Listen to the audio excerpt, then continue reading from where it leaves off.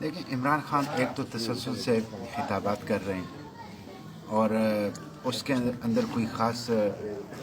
موضوع نہیں ہوتا، کوئی میٹر نہیں ہوتا، تو اس کی وجہ سے اس خطاب کی اہمیت بھی ختم ہو گئی ہے۔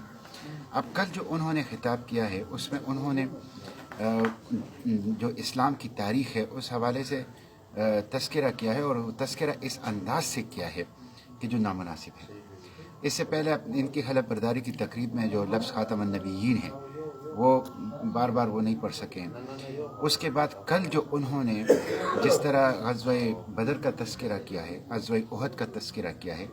اس میں جو واقعات پیش آئے ہیں، حضرات صحابہ کرام رضوان اللہ علیہم اجمعین کی حوالے سے جو الفاظ استعمال کیے ہیں، اس پہ تو آج وفاق المدارس نے باقاعدہ پریس ریلیز جاری کیا ہے، اور اس پریس ریلیز میں وفاق المدارس نے کہا ہے، علماء نے کہا ہے، یہ میری بات نہیں ہے، کہ عمران خان جو ہیں وہ قوم سے علانیہ معافی مانگے اور اللہ سے معافی مانگے، اللہ سے معافی مانگے اور قوم سے بھی معافی مانگے، اور اس بات کا اعلان کرے کہ وہ آئندہ اس طرح کی غلطی کو دہرائیں گے نہیں۔ تو ہماری یہ درخواست ہے کہ